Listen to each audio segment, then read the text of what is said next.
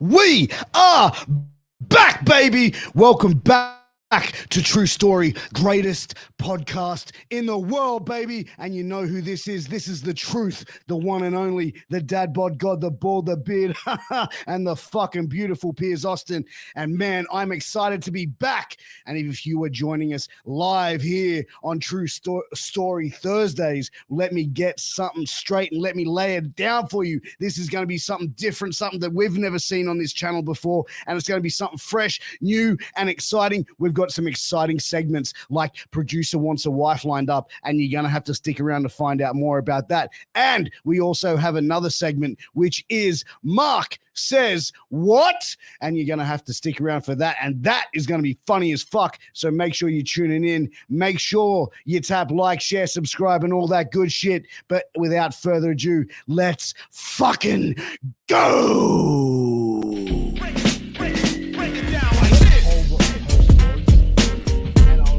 Really? Like baby face and the heels were going on. Dude, I thought he broke his neck. The greatest podcast in the world. Welcome back, greatest podcast in the world, True Story. And I'm joined by three crazy motherfuckers. No, I'm just kidding. I'm actually joined by three distinguished gentlemen. We got producer Alex Akell, we got Ethan Hughes, and we got some guy called Torture. I don't know much about him or what he is or what he does, but like we'll get into it, I'm sure, today. But man, welcome, gentlemen, and everyone, welcome back. We are back and we are excited to be back. How are you guys doing? He's freezing on the intro. This is a great start, everybody. Look, I'm here for one reason, and I'm here to find a wife tonight. So, ladies, get ready. That's going to tune in later on. It's going to be pretty fantastic. I really do hope you find a wife, Akell. I really do. I need it right now. I'm starting to act real weird, eh? Mate, you're that good. I'm telling you, Stevie Wonder couldn't say it. Hey, man, we're gonna have to get into it in a little bit, man. But dude, I gotta be honest with you guys. This is like the first time that I ever had taken a break from podcasting in 4 years. Like since I started, never taken a break. Always produced content, always through every single week without fail. Rain, hail. I was in hospital for a week with a heart attack at one stage. I had fucking all crazy shit going on, and I still drop content, man. But I tell you what, bro, like I fucking miss this shit. I'm happy to hear that, because my question to you was going to be, how are you feeling after having this time off? Are you ready to come back, or are you still feeling a bit how you doing, or did you miss it, or what's the bro. I was ready to come back. I was ready to come back like straight away, bro. You know what I mean? Like for me, taking a break was cool, man. It gave me a little bit of time to sort of like not even sit in front of my computer. Like last night was the first time that I even sat down in my office in like weeks, bro. So it was like exciting again, you know? Yeah, that's awesome. Brother, fuck yeah. I told you, I had to hold this guy off for weeks. I was like, man, just one more week. I think we got a bit more fucking gold to mine. Please fucking just wait. Please wait. Torture's appearances aren't ready yet, bro. He's not ready to come on yet. I was booked, man. Me and Roman going down the East Coast. Just had to try and fit this in. It's ridiculous. You know, with the bloodline clause, bro, you got to answer, you know what I mean? Alcoholic Adam. Yeah. We'll talk about it. No. But alcoholic first, you have to admit to being alcoholic first. So, no. We got to suss it out. Oh, man. What a blast, dude. This stuff is like, it's really cool that we've come back into this sort of new format, man, because I'm excited. Like, I'm excited for the possibilities. I'm excited for what this brings, and I'm excited to just see you like in free flowing and chilling and not worried about all these interviews, all this crazy shit, like just fucking being with the boys, man. Like I said, we did this Instagram live. And it was one of the funnest fucking things. And I was so pissed off. I was so pissed off that we didn't just fucking start a podcast for it, because we had like 80 live viewers in there. Like it was a decent episode just on Instagram Live. Man, it was good. Just sitting around chatting with the boys, you know, like. And unfortunately, in today's world, stuff like this doesn't happen anymore. Like life catches up with everybody, and when the stars aligned for that, that was a lot of fun. Fuck yeah! And I'm going to take full credit for it. It was the BWO thing that done the whole thing. That was the drill. I'm taking full credit. And we're expecting Stevie Richards to pop in. I'm pretty certain. Like there was a promise made. Once again, I'm not afraid of marking out. All right, don't worry about this. What's out, Mark? It'll be me. I thought, oh my God, Piers is gone. All right, fuck yeah, this is my moment. New episode. Take it. The host right here. I've been waiting for him to drop off for ages. All right, this is True Story. True Story Thursdays. No, It's okay. Over Piers Austin podcast. Right? What? Dude, you know what? Like, I just want to give a huge shout out, bro, to AWS recently, man. Like, my internet, fuck your internet. no, but like AWS, bro, like you guys drew 320 fucking people, bro. Like, shoot, 320. That is a good number, bro. Mate, yeah, I sat down with Nan at the end of the night, and she goes, "Mate, we poured out 296 chairs." And there was just a heap of people standing up the back. It was so good. So good. The little engine that could, a little bit of hard work, and we could do it, man. That's what it's about. I wouldn't have been able to do it. It felt like WrestleMania 3, man. I got this gun on my shoulders. I was like, Mate, you did good. But what was great in our favor was there was a wake that was happening at the club that day around lunchtime. So we were getting all these like drunk 20 to 30-year-olds sticking their head in and going, "Oh, what's going on here?" And mate, I reckon we got at least 30 of them showing up after when they finished their bit as well. So it was just a great, bro. And they were already tanked, so it was great. There's that guy that walked in and he was like at a wake, so he's just walking around like this. And like I just see him through the curtain. We like just set up the ring completely. He's walking and he just turns and he looks at the fucking ring and he's like, guys, and you got like fucking 30 people in. Yeah, it was so good. But you know what? Like, I feel like a lot of people, you know, that may have been fans of wrestling as a kid and whatever, like, and they get excited when they see a ring, and when you put alcohol involved and they get fueled up and they're around their mates, and you sort of like, from time to time you see fans that get a little bit overzealous and want to get over the barricade and go and jump in the ring, and it's kind of like, if it's a kid, you're kind of like, okay, I can understand a kid doing it, but like when you see a grown ass adult do it, but like it is, man, like it brings out the inner child in these guys, man. All these people that want to jump in and do it. We've seen it happen at a Kingdom show. I saw it happen when I did Impact as well. When I did the night two of the Impact, yeah, bro. This guy at the end of the night jumped in the ring, and these guys came down and just crashed. Which is funny, man, because the guy stood his ground, bro. They had like 3 like MCW trainees or wrestlers trying to take him down, and he's just like standing there. So good. I literally. That's the thing with professional wrestling, though. Like, at some point in our life, everybody, even if they're not a fan of professional wrestling, have sit down and watched a show, and they've had some sort of emotional attachment to it. To turn around and then see a ring live and go, "Oh wow, what's going on here?" It just, mate, it releases that inner child that we all have inside of us, which is the amazing thing. It's one thing that brings wrestling's one of those things that brings everybody together. It doesn't just keep one or two people turn their head. It's like wrestling turns eyes.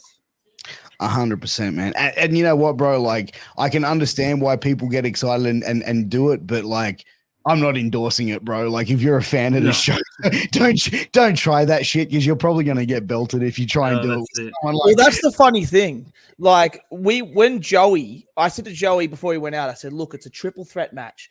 Nothing can go wrong. Don't worry about it. You got 2 experienced people in there. It's going to be fine. Double suplex. This drunk motherfucker dives in the ring, takes Falco's legs out.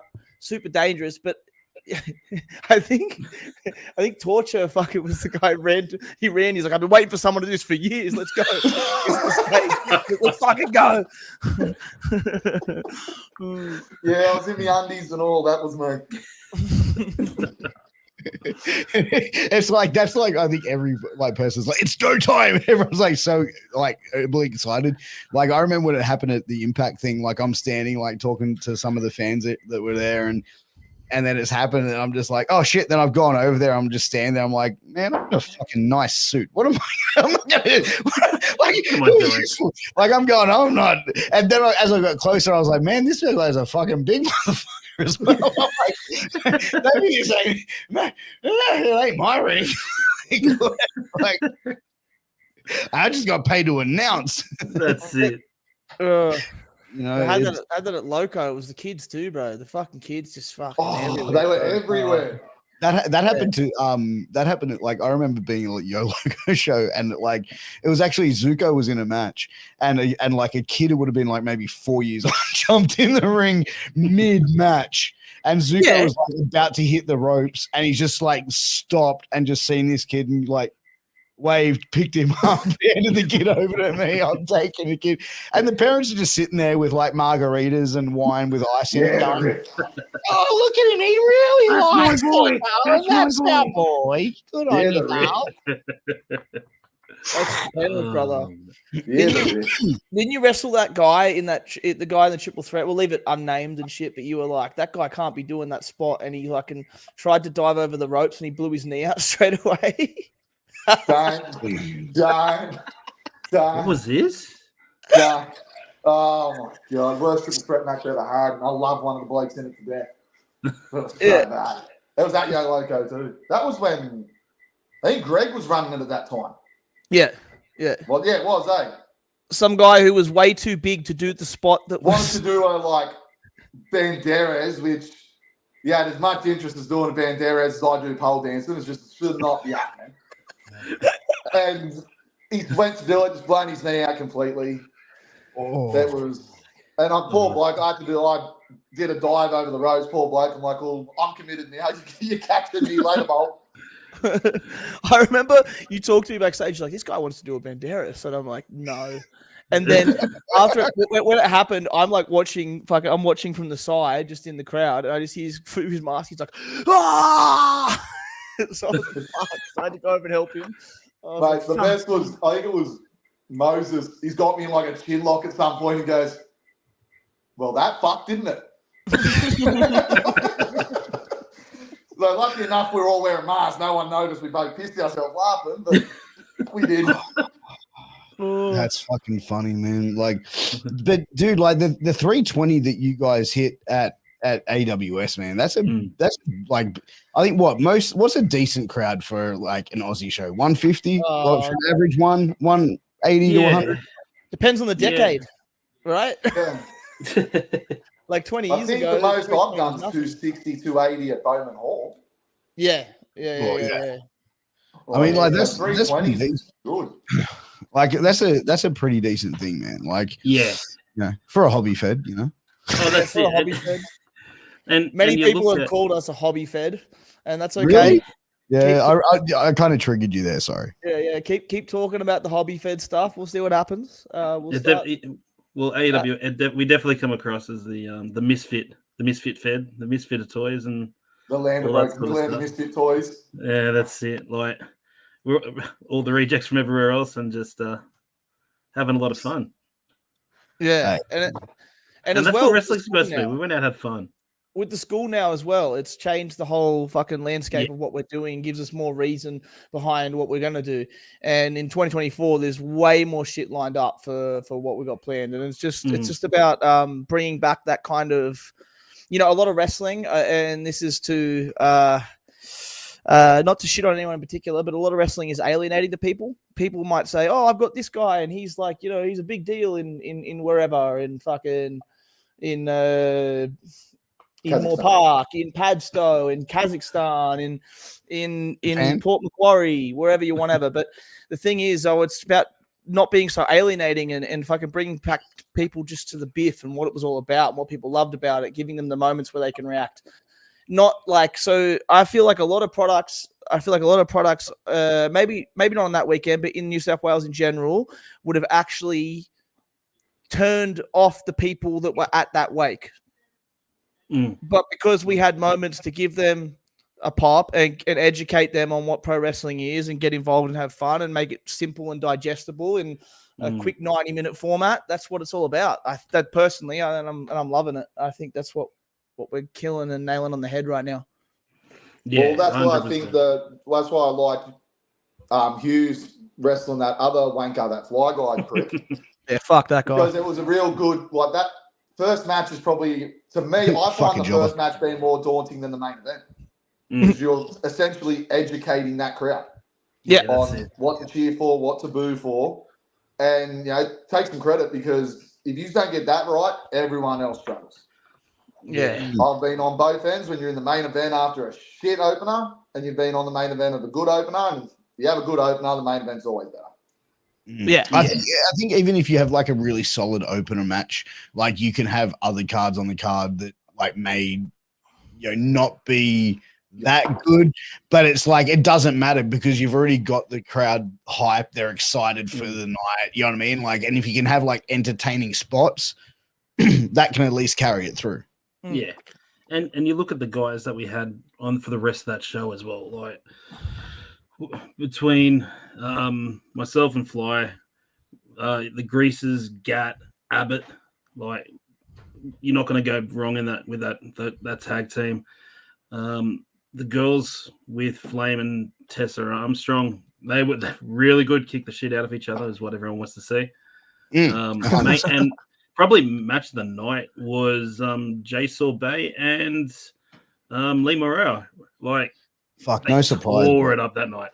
And no surprise. Babyface, like it worked and the crowd was on it for the entire night. And then top it off with Gibbs and Otis just going to town. It was amazing. I actually Solid card watched from top to bottom. I actually watched the show on the day after. I watched it when it was on YouTube, and I enjoyed the show. I thought it was actually really good. I thought it was good. Like I spoke to like you, Akell. Like I think it was the show before where like you guys did that segment and like the contract signing, which I thought was entertaining. But I said to you, I was like, I just thought it was a bit long for a live wrestling show segment, and that was my only thing. It was like I thought it was entertaining if it was like wrestling television, but it's like when it's live wrestling crowd, like. Did you feel that you lost, like you lost them at all when you did that segment, or do you feel like you had them the whole time? Well, I think it was initially it was a bit of a struggle to digest everything for them because it's very weird going to a local independent show and seeing a contract signing. Like you don't usually see it that much. But try to give them some sort of a TV product, so they're a bit confused as to why they weren't watching wrestling. But then I think there's a lot of moments where I don't know. I used to really care about the crowd being up at every second and every minute of matches. Now I'm not so caring of that. The Jordan, like working with Jordan has helped me sort of realize that the crowd isn't always going to be up. Sometimes they're just digesting what's going on and they pop. And the fact that there were the fact that there were enough pops in between, and it was a bit of a convoluted angle. And there was a few things going on, and then there was enough pops at the end of the angle tells me that people were watching the whole time. So at the end of the angle, we had like a little Gibbs looks over to the camera. He's like, let's get a photo. And then like I'm getting a photo with all of Gibbs's Legion, and we're there, and fucking Legion. And Gibbs is like, all right, on the count of 3, everybody say pile driver. Yeah. So then at that moment, the crowd goes, ooh. So the crowd knew that was a wrestling move and that I could potentially have been attacked. So I don't know. They were listening. They were there. It was something we tried. And end of the day, the crowd can't be up here the entire time. Like you need to give them those cigarette breaks sort of thing to kind of go, all right, I've popped. Let me get my breath back. Let me have a little rest. All right, and we do the next cool thing. Then bring it down. Then build it from there. If you try and keep a crowd going full blown for the entire match, especially earlier on, they're not going to give a shit about what happens later on. Like they've done their nut too quickly. But that's the thing. I heard Lance Storm saying like when he was breaking into the business, he had Jim Ross come up to him and say, hey, you're a fantastic wrestler, but like, can you slow down things because you're not giving me an opportunity to let the crowd know how good you are? It's like he goes, I can just sit there and call every move that you're doing, but you're not allowing the story to be told. You're not allowing fans to digest what you're doing and slowing it down. And it's like there's matches like, you know what I mean? Like I've done commentary on like been fortunate enough to do commentary on a lot of like great shows. And when I did GCW, I did Vikingo versus Gringo Loco. Gringo and Loco's a man. Mate, these two guys, like you want to see like just I just sat there like me and Ed Locke and Chris Fresh just sat there, the three of us just looking at each other going like, fuck do you even say to them? like how do you call like you know what I mean? Like it was a spectacular match. It was fantastic and phenomenal. I'm not shitting on it whatsoever, but it's like it's so good, but it's like so quick, so fast paced. But it's like, you know what I mean? Like after a few minutes and they started slowing it down a bit, it was like, okay. But the whole time, the 15 minutes they were going, it was like, you know what I mean? It was like the Energizer Bunny on crack. Yeah, it doesn't work for me. That's not my kind of it's not my kind of cup of tea, but especially when you've got no time, as we're going back to, you've got no time to digest what happens. Like I say to guys all the time, one good punch rather than 3 punch. Like you don't get a chance to sell those 3 punches. You just look like a guy that's taken 3 punches. Like where you get one good punch or a good slap, the guy sells it. It gives the crowd looks and go, ooh, like especially after you punch a guy 3 times and he doesn't leave a red mark or a bruise or a bloody lip or something. It's a bit of a giveaway, eh? It's so, a bit of a giveaway, man. Like it really is. But you know, I feel, you know, for the most part, it comes down to how you can engage that crowd. Like you can have long segments, you can have like long promos and stuff, but I feel like it's got to be. You have to be like have the crowd engaged, and for you guys to get the crowd to react right at the end of the promo like that, it just shows that they were paying attention to it. You know what I mean? Like, and they weren't just like sort of going, "Okay, fuck, you know what I mean?" Like it was like, I mean, like I saw the promo and I heard the reaction, so it was like, okay, yeah, fair enough. On another note, sorry, what were you saying? Go ahead. I was just going to say, and you noticed that by how the crowd engaged with the Fly Guy character in the main event as well. They were up when he was up. They were wanting to build up the entire time for that entire match because you sold it so well at the beginning. Yeah, the contract signing was very like it was like they were picking on a child. Like we had this angle was like a 80 page contract. And he just like pops it down on the desk. He's like, sign here. This is an autograph for my nephew. Can you sign this one, please, Mr. Fly? And then like at the end, it's like these are all the stipulations, which is cool. It's if you need someone, I know a guy that knows pretty good legal department, bro. Yeah, pretty good. Just give me a yell if you need it. Yeah. There's all the contracts like that. I know a guy. Oh man, a smashing boom of a. Dude, what were you like? Yeah, we mentioned the hobby fed thing before. Like, why did you get so triggered by that though? Because it's like, yeah, but people are gonna talk shit, bro. Like, why do you care? Yeah, true. No, you're right. Fucking why do I care? Like, you know what I mean? Bro, yeah, there you go. Because I got a question. If it's another promoter, I only want to see their books and see that they're making money, and then it's not a hobby fed for them. Then if they are, I'll listen.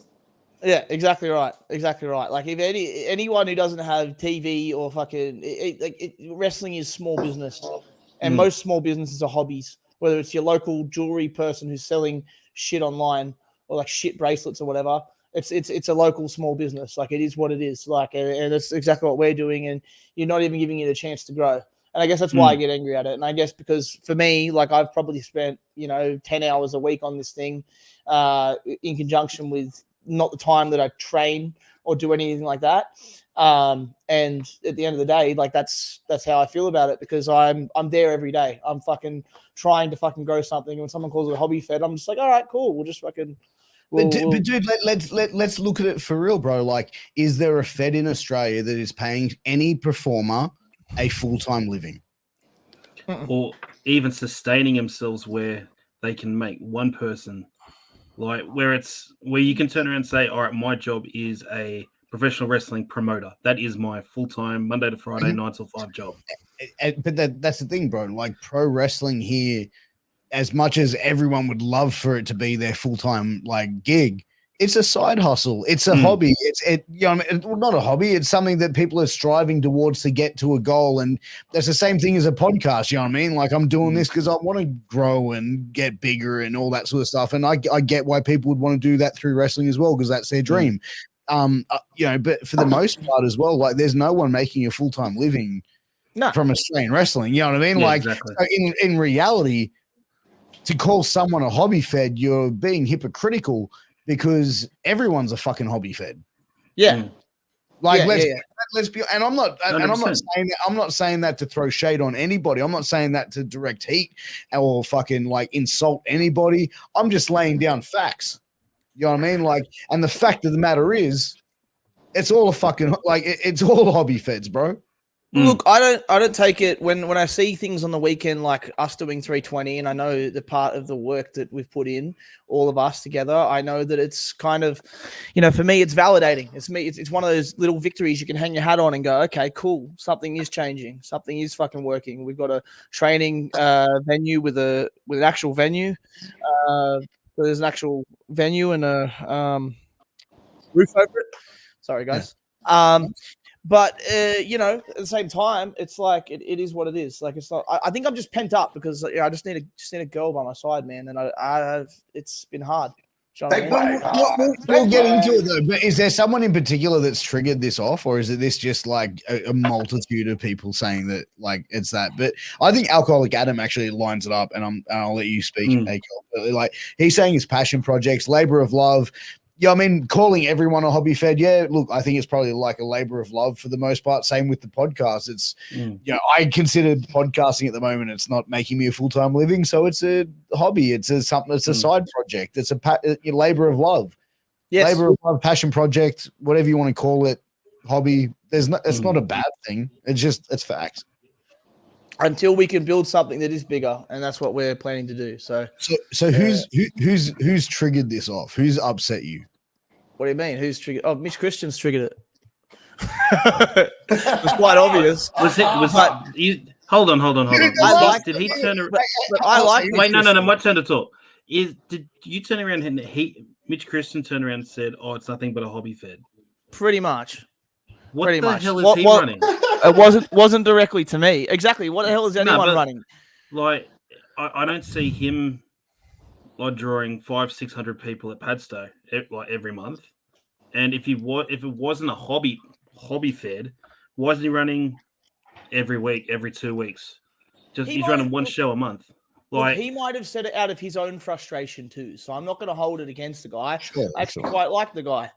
I have no problems with him. I've always been very cordial with him. It's been fine. Can I just say, like, the last time the three of us were on a podcast together, I was saying, like, man, like, I'm like, fuck, bro, the drama. I didn't give a fuck. Like, I'll see Mitch, I'll shake his hand, whatever. Like, it's fucking wrestling drama. And then, like, the first episode back, man, just yeah. Oh yeah, someone else is bagging them out, just not on their own podcast. Oh no. And I'll requote myself. Shane O'Reilly loves me. They were bagging him out too on their pod as well. Really? What'd you do to him? What? Oh, mate, you wouldn't believe it. All right. So what it is apparently, so a bloke that, shaped like a dead set babushka doll, has turned around and apparently knows my inside and outs of training, and I'm not trained, and I'm this and I'm that, but I got a tick of approval from a bloke that's been wrestling internationally for 20 years, so I think I'm okay. But, it is what it is. He's the man. He's great. He's unbelievable. He's the man. Got to listen to him. Yeah. And there's no real ill will. I'm more upset that Piers said he was going to shotgun a beer 20 minutes ago and he hasn't done it yet. Yeah, that's been probably the most upsetting thing so far. I'm calling Piers out as a fraud right now unless he shotguns a beer, to be honest. Well, I think this is what it is. It's pent-up aggression. Actually, now that we're on to pent-up aggression, Akell, do you feel like you're a passion project?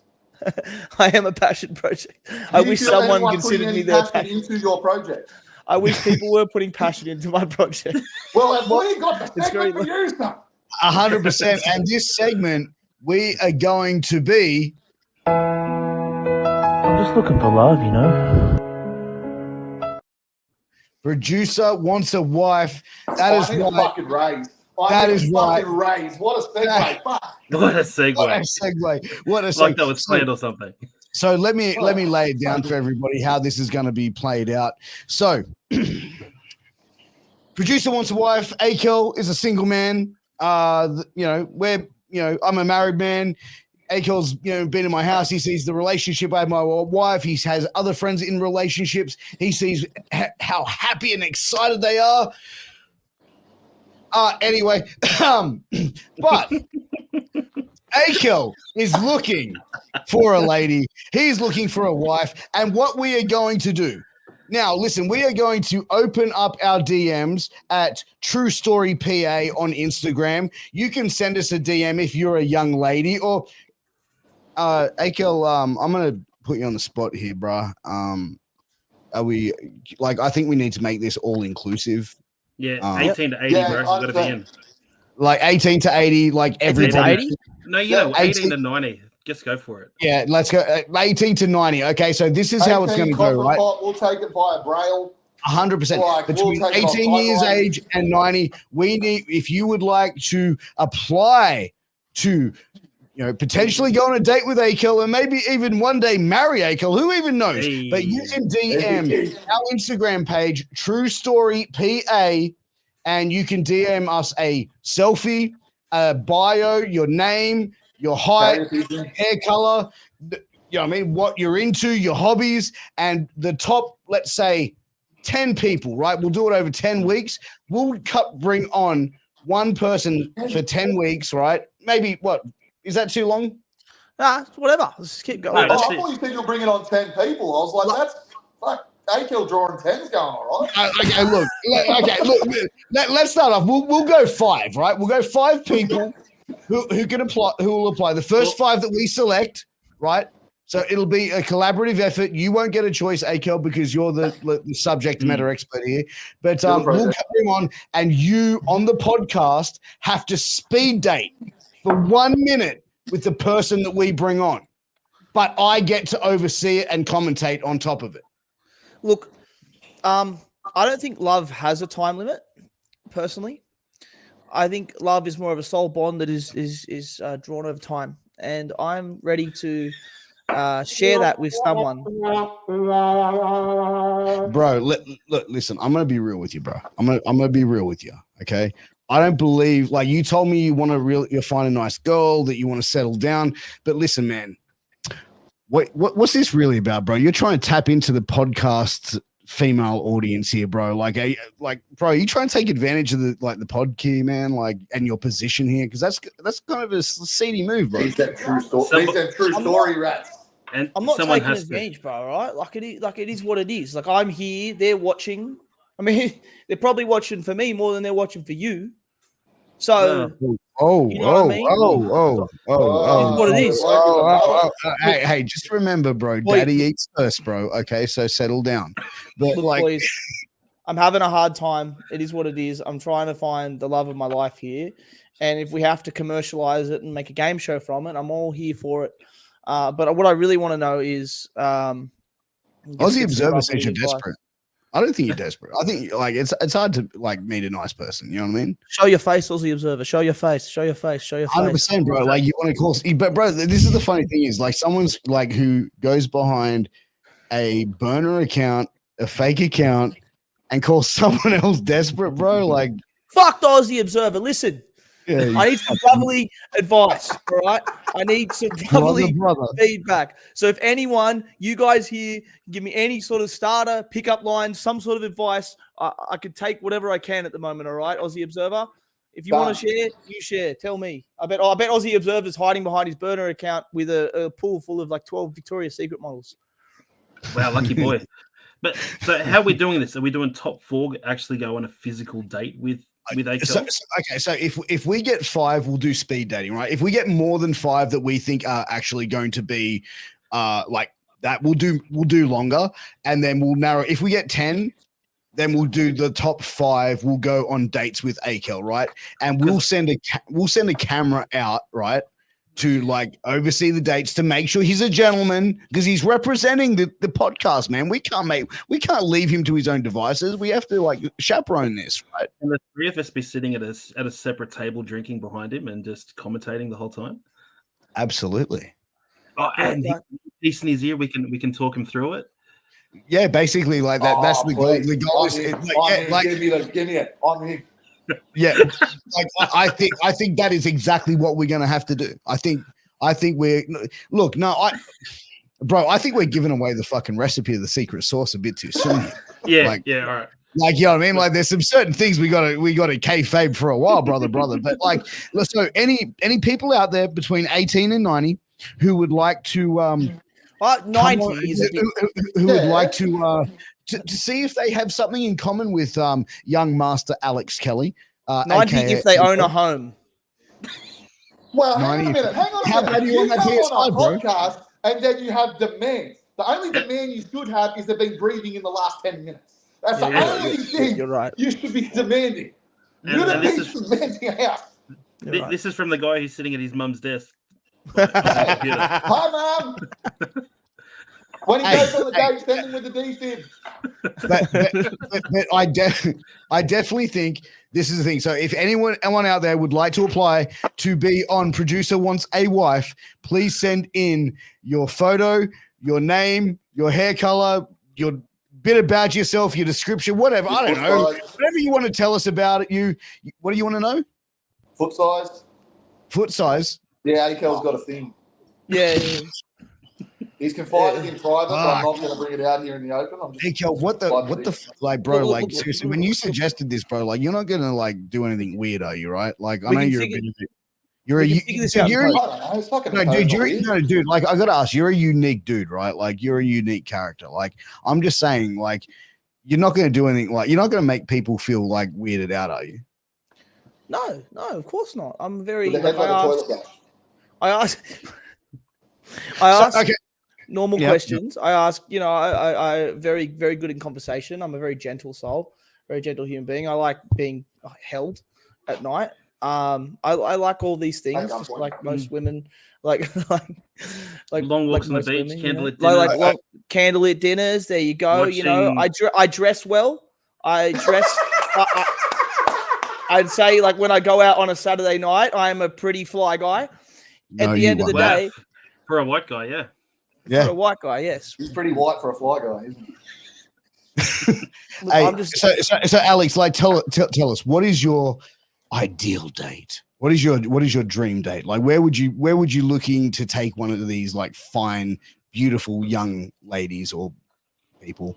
The last date, we sort of like hung out. She picked me up in her car. What? Huh? What? How manly? What? Okay. Okay. All right. So please go on. So she picked you up. I'm appreciative of a woman that can drive and stuff like that. Like, I like it. It's cool. Important. Yeah. And then we went to probably a mistake in hindsight. Went to the McDonald's drive-through at Sans Souci. Yeah. I bought her a quarter pounder for the drive, which was really nice. Are you kidding me? What? You didn't even get her a Happy Meal. You only got her the quarter pounder. Wait. First thing, let's look. He did take it to Sans Souci. Yeah. So he took it to a classy Macca's, bro. Come on, like, so the girl you went on a date with, like, what was she, bro? Was she was she a nice girl? Was she a good girl? Like, what was she like? Well, she was nice. She was good. She had what she is. She was working on her degree. What degree? It was sociology, social studies, which is cool because I like someone who can understand me. You know what I mean? That's why I really like the social studies element of this. Hey man, like like seriously, like dude, like straight the fuck up, bro. You don't take a girl on a date to Macca's, bro. Like, all right, you know what, Akell? Like, dude, you know what, bro? Like, you know what? I'm gonna take you under my wing. I'm gonna educate you a little bit, all right, bro? And I'm gonna take you out. We're gonna get you some clothes. We're gonna get you some style. We're gonna get you a haircut. We're gonna get rid of that fucking mohawk shit you got on your fucking head. You're gonna get rid of dangerous. Nah, we're gonna get rid of it. bro. We get rid of the neck beard, you'll be fine. Not really a Look, neck beard. I'm willing to throw the first 100 in for dinner as well, just to Oh, kind of make it a bit lighter in here, mate. That's like 8 quarter pounders. Yeah, tell me about it. It's 2 family feasts as well from KFC, FYI. Thank you, Mr. Trunk Monkey. You should at least take it to the playground. Yeah, but no. Yes, get Piers a list. Okay, so Akell, like, all right, you're gonna take it to McDonald's. So this ideal date that you have, like, what are some of the questions you're gonna ask, right? Let's just do this, right? Like, pretend I'm the young lady. Role play. Oh god. Okay, so I'll be able to sit there and go, oh wow, this is a really nice McDonald's you've taken me to, Alex. Yeah, I really like the floor. I like it's well Hit managed, well response, dry maintained. as sandpaper, go again. Charisma, you've just leapt off the feet. You're all right, I'll set the scene for you. You're at a nice romantic dinner. Piers is getting a bit flat under the boot, a bit hot under the collar. You need to close the deal. Ready? Go. Well, what a fantastic night we've had. Quarter pounder, obviously bang on as always. That's why I went. It's very stock standard. Ew, get away from me, you disgusting pig. Why would you take me to McDonald's? Ew, gross. Don't you know I'm vegan? Fuck you.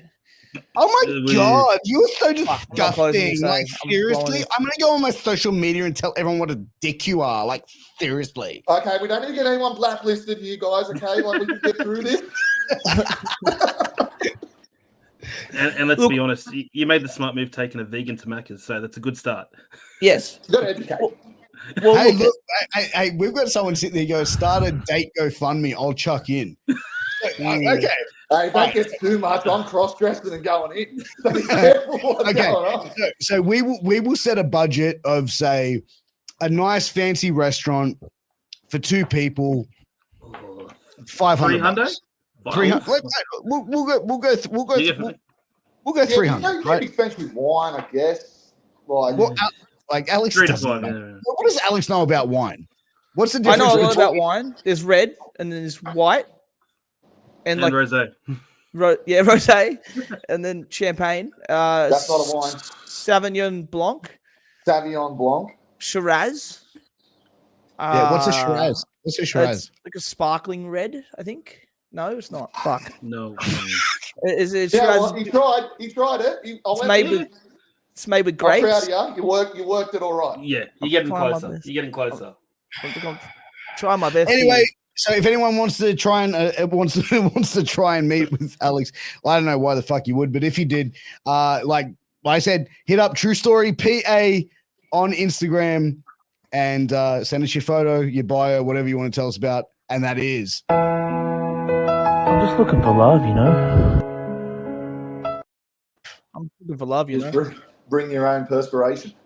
I think we got it. I think it's all good. Bro, honestly, I think you're just trying to tap into the podcast pussy, bro. I'm going to be honest. I'm excited to see it, no matter what happens. Oh, it's going to be great. All the podcast rats coming out of the ringworks. You got to cash in somehow. Fuck. God damn, man, those podcast rats. Oh, goddamn, boy. Went out that street to see them podcast rats. Back there, boy. They're lining up around the corner. What? This just turned around, said, hey, look, my dick's bigger than mine. What? Alcoholic Adam says we need to get you some rakia so he can get some hair on his chest. He looks like he's 12 years old. Even the chat is fucking shitting on this, bro. Put that kid titty away, bro. What's wrong with you? I shaved my chest for wrestling. But you wear a shirt. You wear shirts everywhere. But you wear a shirt. Yeah. Shut up. Mate. Fuck off. Are we bullying you, Akell? Are we bullying you? Do you feel cornered and bullied? You boys are supposed to be wingman to me, and I feel like you guys are just fucking. Mate, I will be there for you. I promise, dude. I will be there for you. I will be your Sherpa up the mountain of chicks. Podcast. I really hope you reach out to me to try and get help so I can deliberately ignore you. Damn, bro. I Even have the no interest in bro, helping. this chat is fucking like savage on you. Savage bro. as fuck, man. What Fucking is- laser it, bitch. Like, bro, damn, bro. Like, what did you do to alcohol? Like, how did he hurt you, bro? A lot of girls like a bare chest too.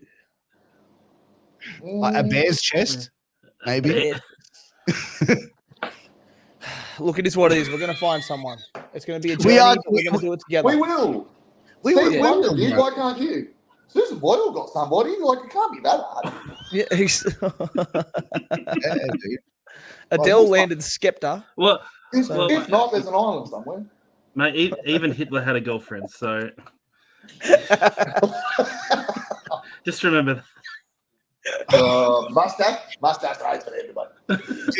Dude, one other segment I thought would be cool is like we open up as like weekly, like an advice segment where like we could like have people like contact us in and just like say, hey, I've got this issue, I've got whatever. Can you guys give us a bit of it? I don't know. Like I feel like we're like on this podcast, like I bring on responsible for the most part. Bring on Like a dear rabbit sort of thing. Forget it. Forget it. I was about to say, who was going to want advice from me? A 30-year-old divorced bloke drinking a bottle of whiskey on 10 o'clock on a Thursday. Who's going to want advice from me, son? That's our demographic. So apparently Pop says she's got your back, Akell. Thank So you, like, Poppy. Number one that's fan. Pop's a legend. Poppy's a legend. she But she's a definitely kid. She's such sweet of a kid. She's trying to help him out. It's sweet. Best. 100%. Like that, because that's the thing, because all adults know that like there's no helping this guy. So No, you just got to let the kids try and pick you up. That's all you need to do.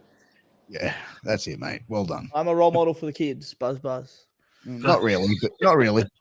I guess now he's legally obligated to. Oh, dude. But you know what? Like it's interesting because it's like this the stuff that like I'm seeing in the wrestling world, like sort of starting to pop off. Like even the stuff between like Tony Khan and like fucking like Tony Khan having beef with fucking like The man. like fucking wrestlers and shit online. It's like you're punching down, bro. Like I'm not saying like the wrestlers aren't on his level, but in the same sense, you're the fucking president of this fucking company and you're going and beefing with other like you're a fucking idiot. Like you don't see Scott Moore doing that. A glorified billionaire. A glorified billionaire. Yeah. But what I'm saying is you don't see fucking like Dana White going and fucking arguing with fighters in Bellator. Like I'm not fucking doing that. You just don't fuck with the Maharaja. Don't hinder the Jinder. It's pretty Don't funny. hinder Jinder. He's warned you for years. You do it, you get fucked. It's pretty simple.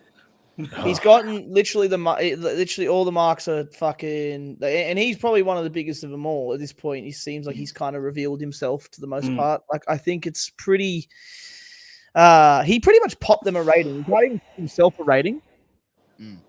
But imagine being Triple H. You've just sat there and said, I need to get Rollins through this week. I'm going to bring back a former champion. No one gives a fuck about this bloke, but I'm just going to throw him in here and see what happens. And this fucking idiot has turned this into the one. You've just made me money, you stupid fuck. But it's nothing. We know Jinder's not going to win as much as I'd love it. We know he's not going to win. But now we want him to win because we hate the other Mark more. And for some reason, my nothing Mac is now going to draw me millions. But you know what the funny thing is right? The AEW fans that was like would follow AEW blindly, and this is the difference between like wrestling marks and marks. Like there's a difference between wrestling marks and marks, right? So for example, like me, I love mafia documentaries, right? I'm a mark for mafia documentaries. Like I can't get enough of watching that shit or movies and shit like that. That I'm a mark for that. I'm a mark for watching rugby league on the weekends and sitting back in the winter and having a few beers and whatever. I'm a mark for that. But the difference is, right, between marks and wrestling marks, right? And this is the big important thing that I want everyone to pay attention to is, right?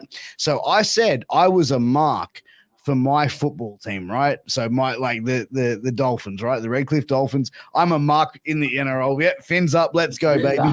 So when they perform shit, I'm still going to sit there and go, man, what a fucking shit fucking game that was. Like the boys did not show up for that.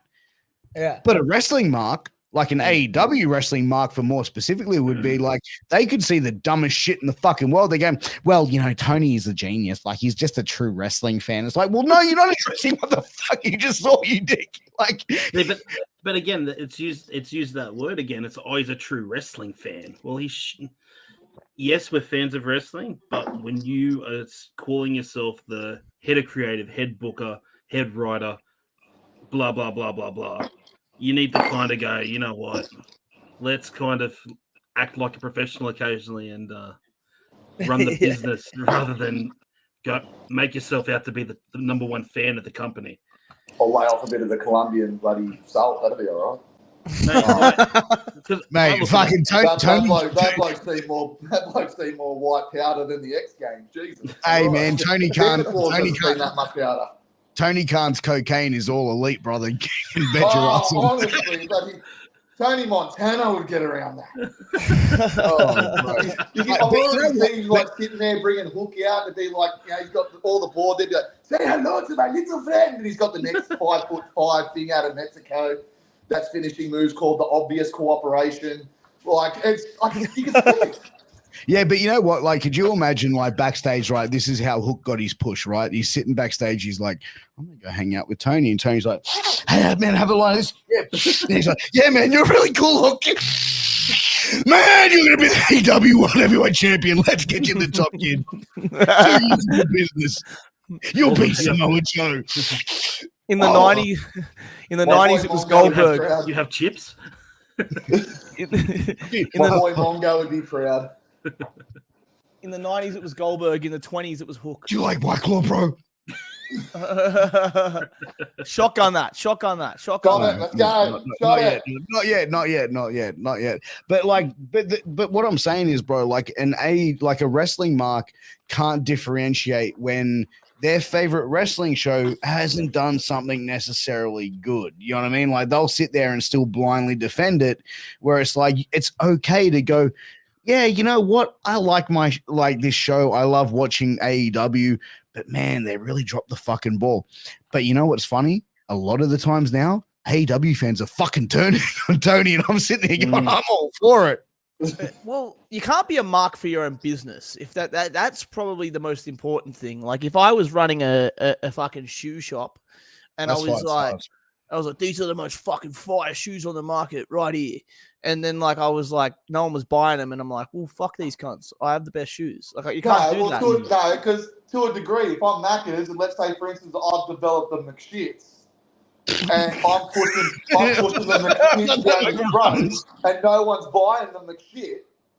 Am I a dickhead to keep selling the McShit, or should I go? Maybe I'll replace the McShit with the McRib, and the McRib might work. Or am I going to be a mark and go, you're the problem, buy my McShit? Yeah. I'm exactly. wasting money telling people to buy my McShit. Yeah. I should fuck the McShit off and give them something McFucking else. Yeah, exactly. So you should be a mark for your own business going, this is McShit. How is it? It's the shit. Okay, fuck the McShit off. But that's the thing. You can be a mark for your own business, bro. Bro, actually, you can't be a mark for your own business, bro, because that's not a good business sense. The fact is, bro, like my podcast, straight the fuck up. Like I've done episodes before where like I would record shit or do shit live and it'd be a shit episode. And I go, oh, well, it's a shit episode. Yeah. You know what I mean? I'd still put it out. I know it wasn't the greatest because it might have been on me. I might have not been feeling it.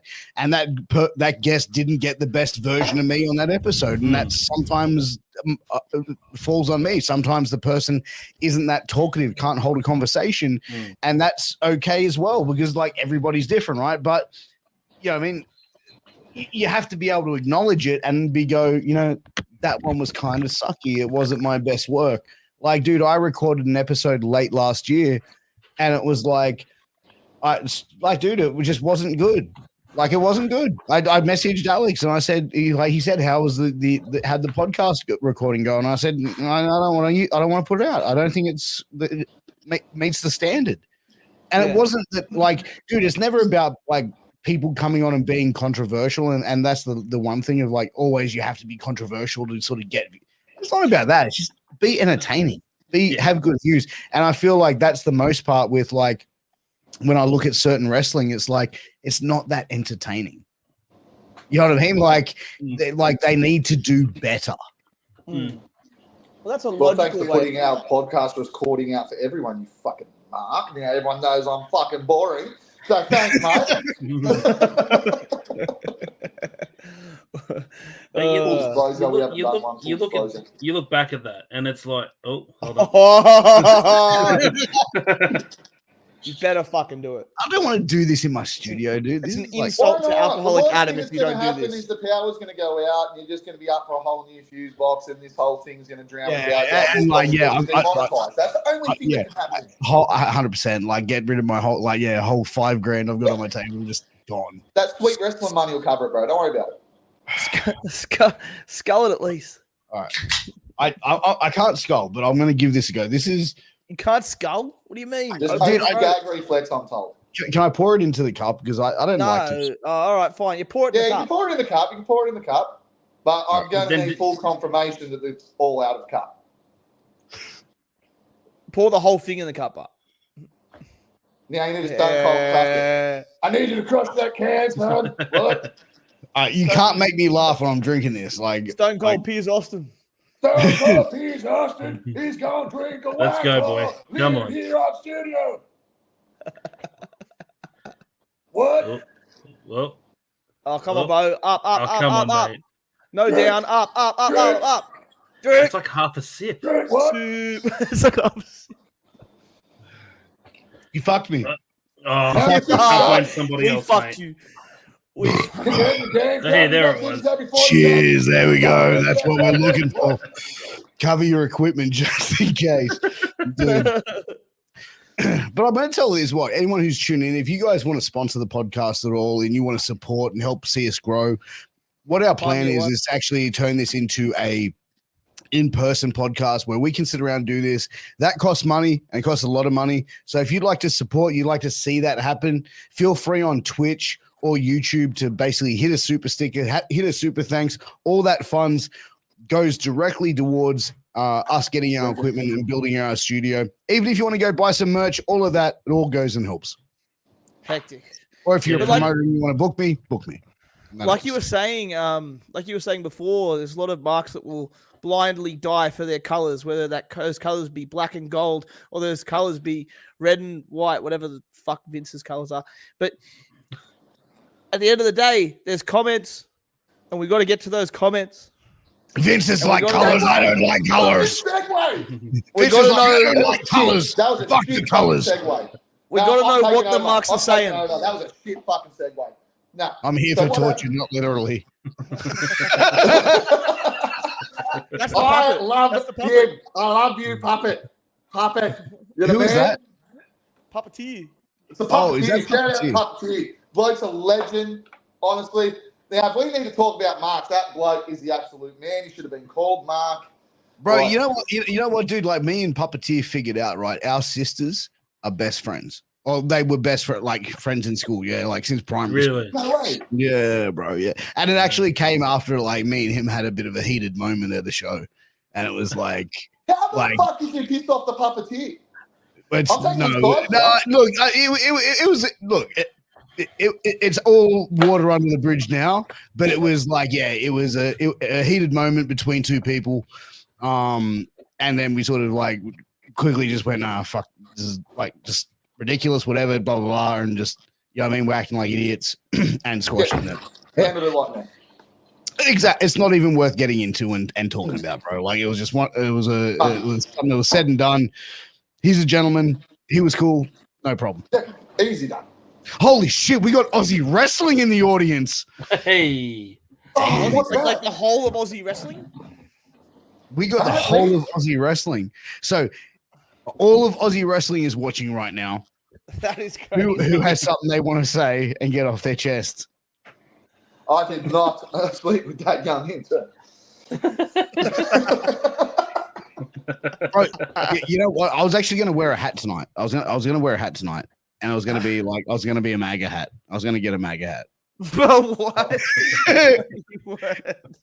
just because I thought it'd be funny just to sit here and just, you know what, dude, you know what? I'm actually going to plan to do an interview and I'm going to find like the most uptight person, anti-Trump supporter I can find. And I'm not even a Trump I don't even really support Australian politics, let alone American politics. But like, I want to sit there with like a Trump hat and then like a shirt that says, "Don't abuse me, I'll come." Just and bro, I'll do the podcast like this. I'll have like mics set up like that, so it's like you get full view. Oh shit, this is actually a good position for the mic. That sounds pretty good. Just out of the way. Yeah. It's going down. We do good things for you. Invoice will be in the mail. But well, I don't know. I I just think if I like wore a MAGA hat, it might. It might just spike the views a little bit. But you know what? Like, you know what? I'm actually going to do it like randomly. And I feel like next time, like now that I've been doing this for 4 years, like this is the 4th year, like in 2 days, I would have had my YouTube channel for 4 years, bro. Right. Really? Yeah. Yeah, dude. So like my plan is like now it's like, whenever like an interview is just like going, this is like, it's quiet. It's not really much happening. It's boring. I'm just going to throw out like a random fucking ridiculous question that's just like so off the fucking chain. It's like, fuck, like, you know what I mean? Like just to make people think. So just, you never know what's going to happen. Speaking of random ridiculous content, maybe we should see what the marks are saying. The marks 100%. Are saying the boss man's spoken. Boss man's saying, well, thank you very much. It is that time for our next segment of the evening, which is Mark Says What? That is right. That is Mark Says What. Now, this segment, we're going to be talking about all the things that a few of the things we've been able to find, some of the most entertaining things we're going to be able to find, and we're going to be discussing them of what marks are posting on Twitter and Facebook groups, etc. And the first one we're going to be going to is going to be this, and we've obviously, we've censored the person's name and stuff like that because there's no thing, but they've basically retweeted a tweet from Corey Graves which says gender rules. And the person says, this is literally the first time Corey Graves has ever tweeted about Jinder Mahal. WWE down bad. T called him out, and now they're stuck rallying behind a jobber. And Dwayne Johnson, the biggest fucking celebrity of all time, is going to main event this year. Like, what the fuck are you cunts talking about? Because, mate, we need to rely on Skyhook and the Hardley boys and Balding Buck and what's the other squares' names? Whatever the midget squad brigade is. Fucking Tony Khan sit there MJF like, and the Seven Dwarves. Fuck Darby, the ratings are going down. We're going to have to put you through 8 tables this week. Hey, bro, you know what? Like, they could have hit him with a truck. In all fairness, if I worked at AEW, bro, I'd become Tony Khan's best friend, eh? I'd be like, yeah, Tony, fucking tweet. I'd be like, hey, Tony, here, I got you another White Claw, bro. Here, just hey, Tony, just snort this, bro. Here, yeah. At Vince McMahon, yeah, that's a fucking good one, bro. That's a good one. That's right. Bro, I would be his best fucking bud. Bro, I would be his fucking like right-hand man, bro. Like straight in a week. Not even a week. It'd take me like 5 days. 5 days and 8 balls and be set. Yeah, that's it. Climbing over 45 other people who kissed his ass as well. Like what the fuck? Like what the fuck? Let's unpack this. But it's like let's unpack it. So fans calling a wrestler a jobber is kind of like, well, yeah, no, that's not cool, man. Like, as much shit as everyone puts on like gender, like, all right, let's put the wrestling hat on. Mate, the guy is phenomenal at what he does. Like, yeah, he wouldn't have been signed to a contract as long as he has been. Like, and he was popping one of the biggest markets in the world when he was world champion as well. Like the billion person market, like, and he looks unreal. Who's anyone to shit on him? Yeah. Physically, he looks unreal. I mean, 100%. And I think I read something. He dropped like 20 pounds leading into that match as well. Like, he looked amazing. He competes amazing. And you know what? He is such a great performer. Like, I don't think people understand. And it's kind of like how people go, R-Truth is a comedy wrestler. It's like, you don't understand how fucking good R-Truth is. And the thing is, he is such a good worker that he has been with WWE for fucking decades, bro. Oh, that's and it. bro, Vince has like I've heard like Vince has apparently like fucking put his stamp of approval on him. Brock has all that sort of stuff. So I kind of feel like guys like Jinder and stuff like that could have a job in WWE for life potentially. 100%. You know what I mean? Like, and calling someone a fucking jobber, like, bro, if you haven't been in the business and you haven't, like, bro, like, I don't claim to be like a big person in the business, whatever, like, but I'm around it. I'm involved in it to a certain degree. I would never go, oh yeah, that person's a jobber. I would never say that shit because that's offensive, bro. Like that's old carny fucking talks, bro. At any point, someone has been a jobber or had to do a job for whatever reason. At one point, he was the main event. He was the guy, bro. But that's the business, bro. One time you're the champion, the next show you're the fucking opening card, bro. It's not a sign of like disrespect or like. Fucking please. That's that you're on TV and making money off I've been a jobber for a bloody hot dog and a handshake. I'll do it for a couple million at WWE contract. Fuck it, you'll be a 2 minutes. Give me the Goldberg treatment every night. I'll do it all over the world for you. 2 minutes. you'll be a jobber for a hobby fed with Akell. 100% done. With a bloody hot dog and an NWO shirt and a high five. Well, careful on the high five, mate. Just okay. I thought I'd bargain. So let's do the next one, and this is from a Twitter account which is actually verified. So we thought we'd leave it open.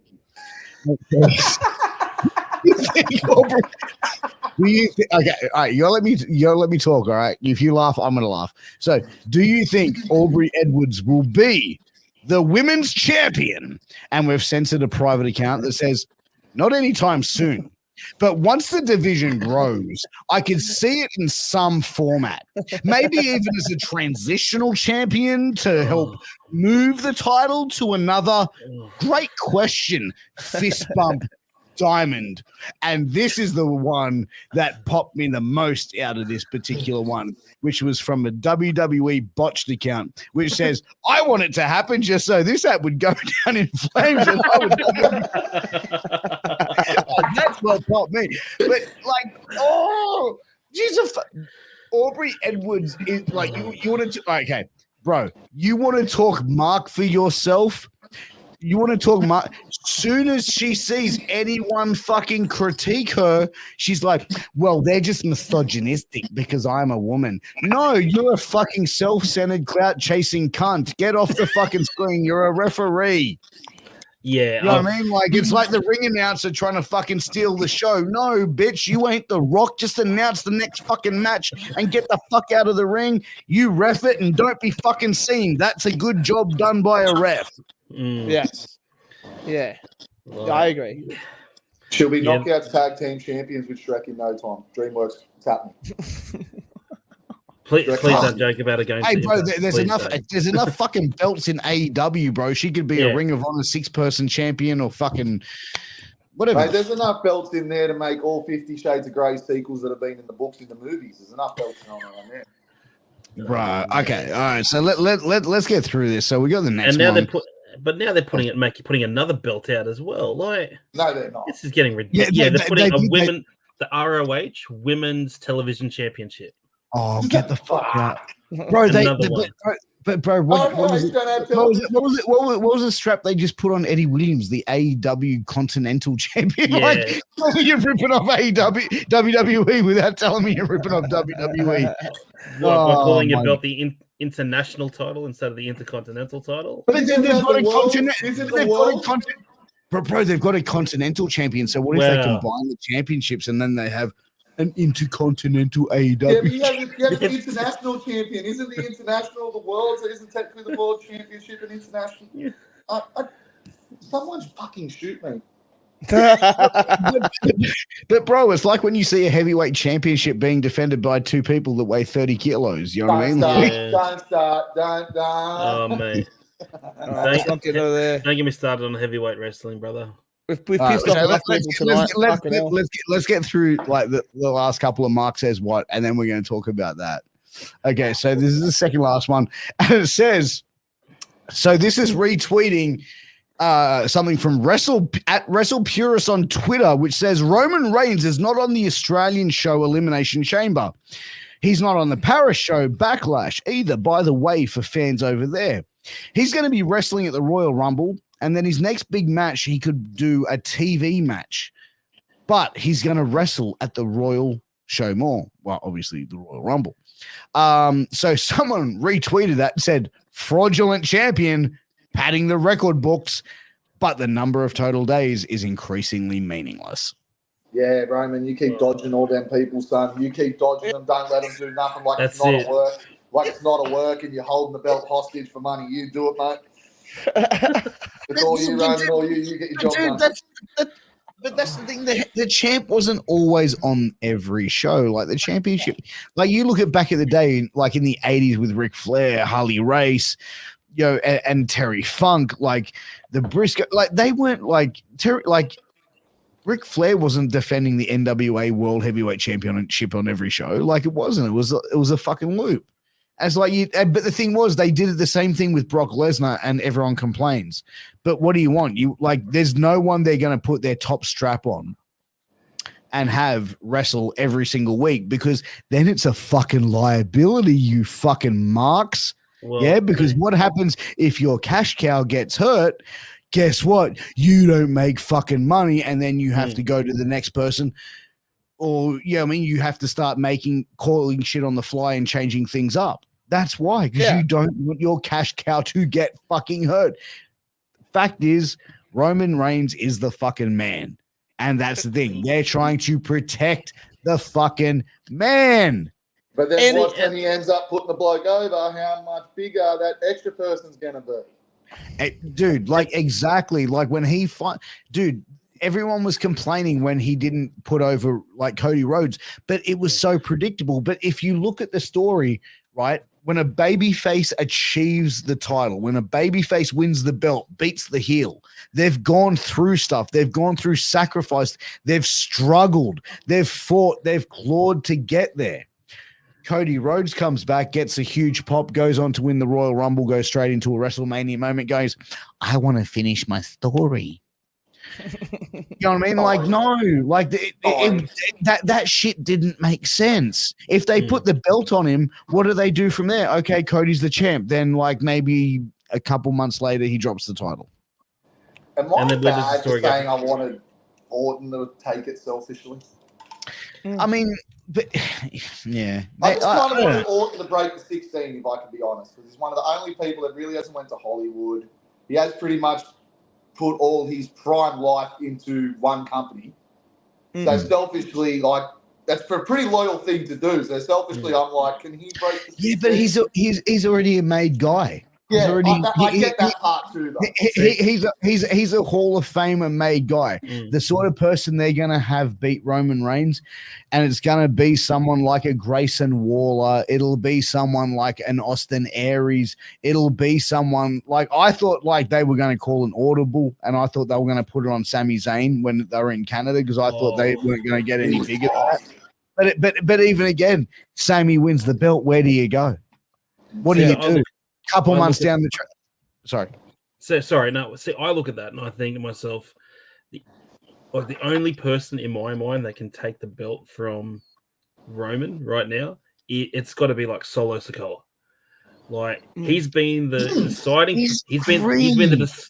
Yeah, but think about this. He's been the deciding factor in everything that's been going on with Roman retaining. Build it another 12 months. Like the guy's a killer. He looks the part. Put him in, like, have a match leading at next year's. Are we doing a second one, are we? I'll throw a second swerve at you. Yeah. You ever think The Rock may fight Akell instead of Reigns? Yeah. Oh, that's fucking dumb. Think about it for a minute. For a minute. If we are going to, like, I actually see what Hughes is saying. I actually think it's a possibility. So if you're going to do it, let Akell go through fucking everybody. Mate, and the thing is as well, like you had Roman a couple of weeks ago on SmackDown turn around and say Solo is going to be the next head of the table, like, or the next tribal chief. Mate, have him do it as a statement when he takes, like, turn it into like a big swerve, a big swerve. You have your main event of next year's WrestleMania being Roman, Solo, Jimmy, Jay, and just like you've got 3 guys in there that are super over. What? Akell was awesome. What the fuck? James Hatton wins. James Hatton wins. Producer wants a wife. James Hatton must be high as a motherfucker if he thinks that Akell is awesome. Get rid on. Get him on. Let me have this moment, boys. Yeah, enjoy it, mate. Take it. But like, I just feel like the whole thing is like people don't really, like Roman Reigns, like you've seen something happen there in a storyline in wrestling, in mainstream wrestling, which is something that you'd never really thought you'd see ever again. You know what I mean? Like no one has had a run like that. You know what I mean? When you look at the top superstars in the business, Rock, Stone Cold, Hogan, and what was Hogan? Top of the food chain. But that was a different time. That was a different time. Still the man for years. Yeah, 100%. But like the thing is, like you look at that, and even like on an independent level as well. When you look at wrestling, which is what, like, obviously the fact that we all work in as well, where it's like you can build these moments and you can have these things and you can make them spectacular. But then there's like someone that's going to go, nah, that's shit. Yeah, exactly right. Could you imagine the person that sat there in the production meeting where they're like, yeah, so what we're going to think is like Roman Reigns is going to be like the head of the table. He's going to be this bloodline. He's going to have like the Usos, and then he's going to have like Solo Sikoa join. He's going to have Paul Heyman. Then we're going to chuck in like Sami Zayn, and Sami Zayn's going to be like the fucking star of the show. But then like next you know, Sami Zayn's going to be out, and then next you know, the Usos going to fucking be feuding, and Jey Uso is going to be a main eventer. And imagine like the guy who was in that production meeting went, that sounds like trash. Yeah. And then you skip forward 3 years and it's like, whoa. Yeah, dude. Like he's on LinkedIn the very next day, searching up jobs. All right, so Hitting tell up me. mates. So when an idea is good, right? Let me pitch something to you. Like, obviously, with Sami Zayn, he was like the fucking sore thumb in the bloodline, right? Yep. So Priest gets the belt. You're telling me they're not going to do one sort of throwaway match on a fucking pay-per-view where R-Truth is against Priest for the belt? Oh, fucking oath. Like, dude. And he fucking you know what? It. Everyone is going to watch it. And I'm going to highest watched main event. So can I just address this? This is Frank's Pickle Barrel, fan of the show, tuning in from the US. He says, could you bring in a Hammerstein to take the belt? No, bro. Because, and I'm going to say this why. Alex Hammerstein, great looking athlete, great performer. Hammerstone, sorry. Great looking performer. He's an unknown. They're not going to just sort of bring an unknown in and just give them the fucking ball like that. It's really not going to happen. What I thought they could have done is Jacob Fatu. We're talking about MLW, right? So Jacob Fatu, why not bring him in? But the way that I would bring him in is bring him in with like, you know what I mean? Maybe have Paul Heyman ostracized and kicked out of the bloodline. Then he turns around and brings in Jacob Fatu and goes, I've brought this guy in. This is part of your family, Roman. This is a guy that went to jail. This is a guy who's like struggled. It's been cast aside by the family. But now he's back. He's angry. And now I'm the only one that's on his side. His whole family aren't even on his side. So now all my grievances are his grievances. And he wants to be the head of the table. Huh?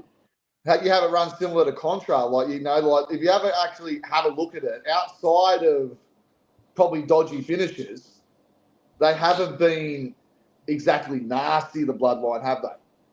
Whereas you could probably bring, like what you said, use your essence of this family member has been to jail.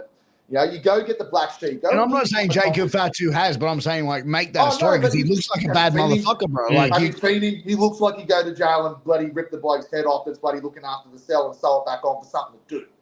Yeah. Like, the bloke looks like an animal. So you could easily sell it.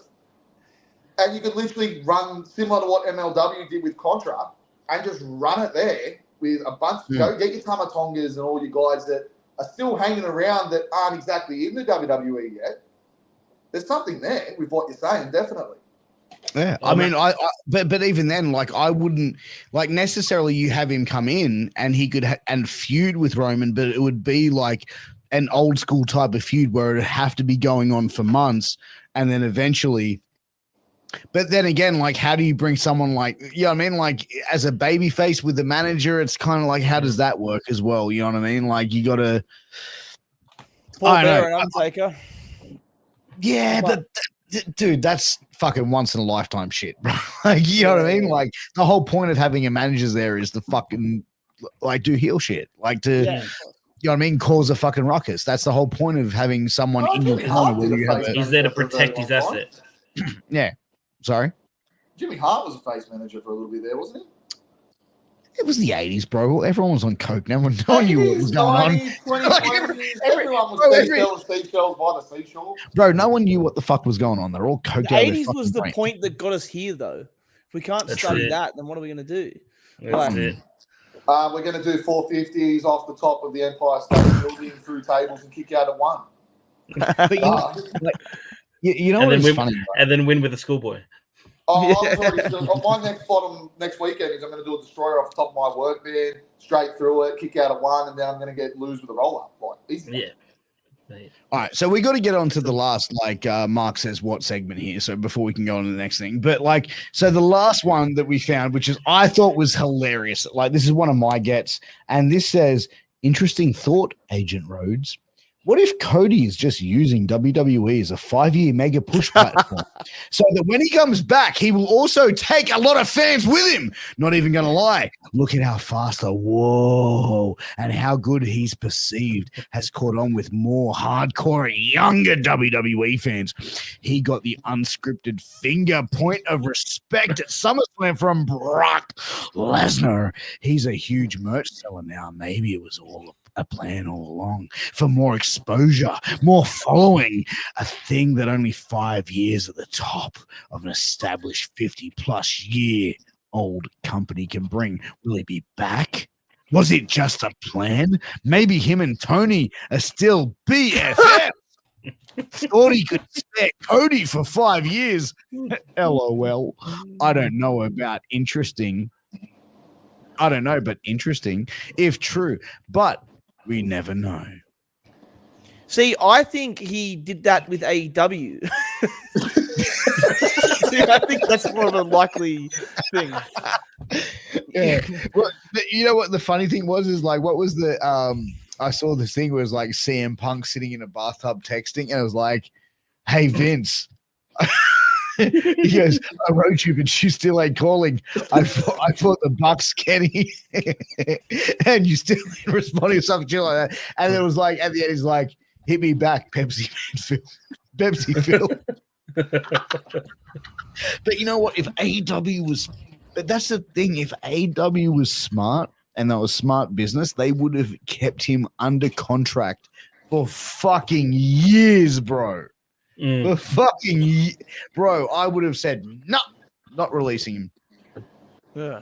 As soon as they did, WWE was going, maybe we do just want Phil just to fuck with them. Yeah. But he also booked himself into he pretty much booked himself to doom, didn't he? You can't challenge for a belt, which in wrestling, that's the one thing you want. Yeah, that's it. He's like, you kind of booked yourself into the pit. Because did he resign, or was it his contract expire? Cody's contract expired, and he went back to WWE. Yeah, and it was like, but the thing is, like, there's been so many rumors about contract tampering from both sides. Like Tony Khan apparently was like, my mother was on her deathbed in WWE with contract tampering. Oh no, you got fucked in the wrestling business? Oh no! Oh, you're the first person, TK. You should have been around Vince in '89. Oh, bro. You should have been around Vince in 81. Shit, you might have joined the cream team, if you know what I'm saying, with Frenchie Pat. But, like, it's wild, though, dude. Like, a lot of, like, the thing that Tony's missing, I feel, in AEW, he doesn't have a heater. He doesn't have someone who's a fucking hard cunt, who's a fucking, he needs a staunch. He needs basically, like, he needs a heavy. He needs a heavy that's going to sit there and go, no, you're fucking not. You're going to go and do what I fucking tell you to do because that's what I fucking pay you to do. And he needs someone who's, not even that, bro. Like, you bring his dad in, bro. Like, fuck. But, like, no, dude, you need someone like a fucking Jim Ross. And I don't know if Jim is, like, JR's probably too old to fucking want to do that shit. But you need someone like, I don't know, like a Vince Russo, Eric Bischoff. And again, but I'm saying, I'm giving an example, like people that have like run companies, or you need to bring someone in like that, because I don't like Tony wants to be the good guy. He wants to be loved. He wants to bring everyone all in, and we're like, hey, we're all going to be this big happy family. It doesn't work like that, bud. Yeah. Like it doesn't. It really doesn't. And if he wants to be like that, he can. But he needs someone who's going to go, Tony, stop fucking hugging wrestlers. Get over here. He needs to run AEW like he does Fulham Football Club. Like, you've got your owner, and then you've got your general manager that runs everything. And then you sit back, you enjoy what you put out. Then you can tweet and say what you want, because you're not hands-on in you're not physically doing things hands-on in the company. And you don't look like an idiot when you start arguing with other idiots, or argue with guys who've got 13 followers on Instagram, on Twitter, and all that stuff. The best thing is, like, when even he tweeted Randy Orton once, and he said something like, you only tweet me when your contract's up, or something. I'll find it, but it was actually fucking hilarious to the point where he's like, like, Randy Orton just buried Tony Khan in this tweet. Love him. I think he should just hire Brock Lesnar, and it's just, listen, like, you're going to do as you're told. If you're not, you're in a program with me for the next 6 months, and I'm going to drop you on your head for fucking 6 months straight. Okay, so Tony Khan said this in replying to Randy Orton. I thought you only tagged me in your post when you were grasping for leverage. That article's over a year-old plus, is about baseless claims made about my dad years ago. That's the best you can do. Nothing. Meanwhile, in the time since that was written, you use the N-word on Twitch, Randy. And Randy Orton responded with, Jacksonville Dixie, why else would I tag you? If I wanted to talk business, I'd call your father. Mic drop. And that's bro, like, that shit just fucking that shit makes my gooch fucking pulse. He does. The word's been chucked around a lot in this podcast, but Tony Khan does treat AEW like a bit of a hobby fed, really.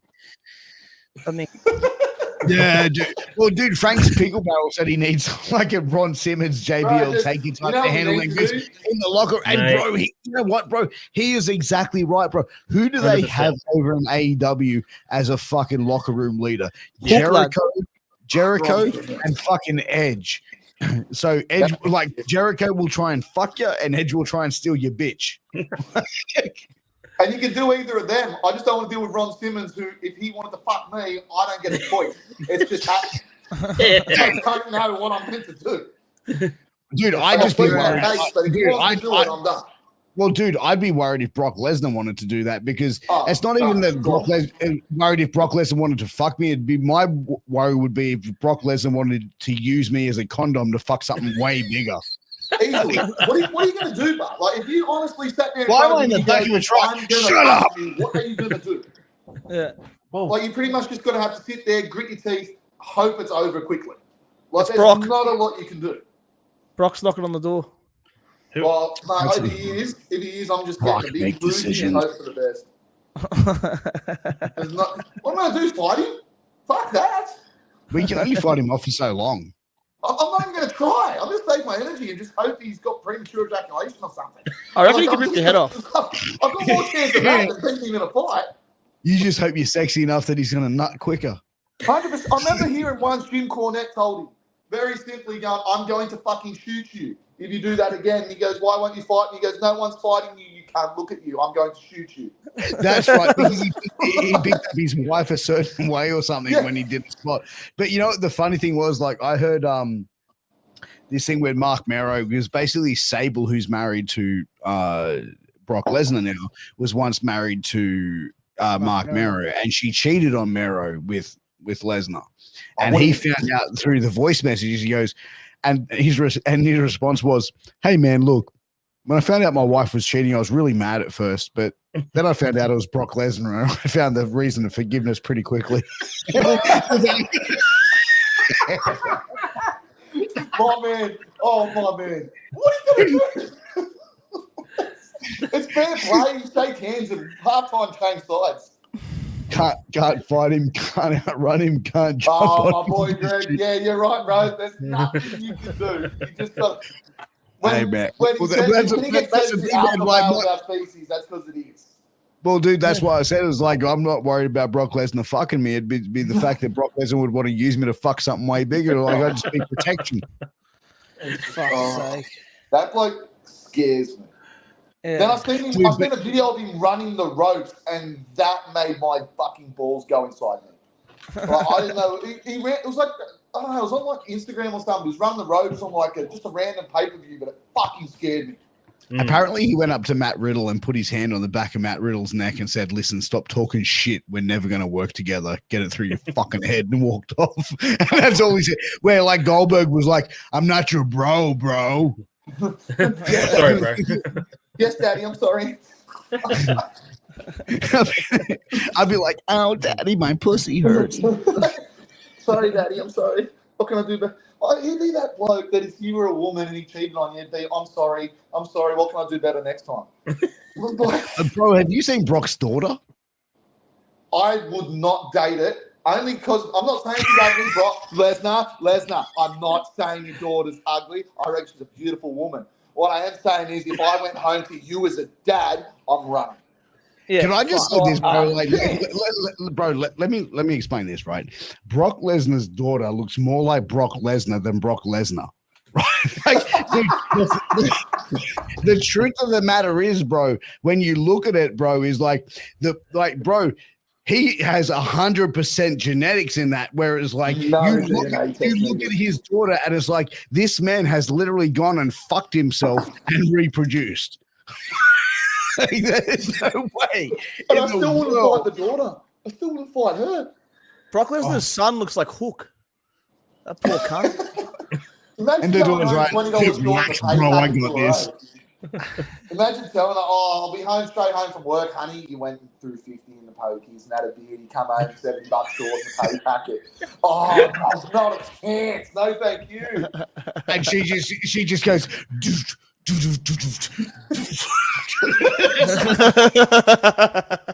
Fourplay's putting in a Kimura and shit. Nah, fuck that. Nah. Like, dude, I feel like if you're like dating Brock Lesnar's daughter, man, like there's a good chance that you're carrying your nuts in a wheelbarrow. Bro, that is legitimately, you walk out with a metal detector on your nutsack as you go to work on a Monday morning. Nah, bro, you're getting pegged. Oh yeah, that's it. That's the only way it's happening. That's she's looking for love. You know, we got the prison. I heard she's going to be one of the contestants on the series of Akell's fucking dating life. I hope she applies and Brock's the chaperone. I'm just please. And I'm going to be the chaperone for Alex. I'm going to be like, I'm Alex's dad. I'm going to like put on glasses like this shit. Right? I'm going to be like, I'll dress up like an old man, be like, "Hey, go on there, young lady. My name's Mr. Akell. You got an OnlyFans? To do whatever you want with my son. You got an OnlyFans? I got an OnlyFans. I got an OnlyFans that goes this way, and I got an OnlyFans the other room goes that way." Oh my god. Hey, man. What the fuck?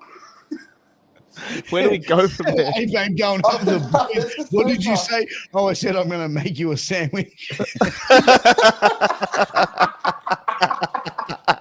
Oh, bro, this bloke's one of my absolute childhood friends, this Greg Hanley. The bloke's a legend. I thought I was bad. This bloke's the man. Bro, Oh, Aussie, that's all I need. Aussie Observer's like backing you, bro, and you talk shit about him too. No, I didn't mean it, man. What do you mean, bro? That's the Australian Brock Lesnar. That's buddy the connect. Oh, this is connect. It's like you might get a main event match with the speaking out movement contestants or something. And either way, you're gonna have something good at. Dude, Aussie, could you imagine, right? If there was a guy that started training and he just rocked up his show to do ring crew and he was like fucking the size of Brock Lesnar. And he was just like, yeah, man, like I really want to be a wrestler, man. Hey, man, let me show you this video that I really like of Eddie Guerrero doing a fucking moonsault. I reckon I could do it, eh? Like, even though I'm 6'9" and fucking 500 kilo. Done, you're in the main event. Done, you're in the main event against me tonight. Let's go. that's Ryan Cage. I've wrestled cunts with less. Like, honestly, if he looks like Lesnar, I'm in. Hey, and let's not forget Brock did that shooting star at WrestleMania as well. Just saying. Oh, Yeah. Oh, I'd be dead. How But the thing is, when he was working OVW, that was his finish. Like that was his finisher on a nightly basis. Was the shooting star press. Well, I think but like, could you imagine Could you imagine fucking like Cornette and Danny Davis sitting there going, "Hey Brock, yeah, we reckon a 450 splash should be." You got like at that point you'd be like, "Man, you got to be fucking with me, right, bro?" Like, is Chris Jericho breaking his arm with a moonsault or some shit, and Lesnar's out here going, "Eh." Dude, what about Chris Jericho, man? I thought it was going to be the second speaking out movement, 2024, eh? He might get a book into the Australian company's main event if he keeps going. I mean, yeah, but this is the IMP, Chris Jericho, yeah. Yeah, Chris Jericho. I feel like I missed something there for a second. No, I mean, Chris, I don't know. This was the whole Kylie Ray thing, wasn't it?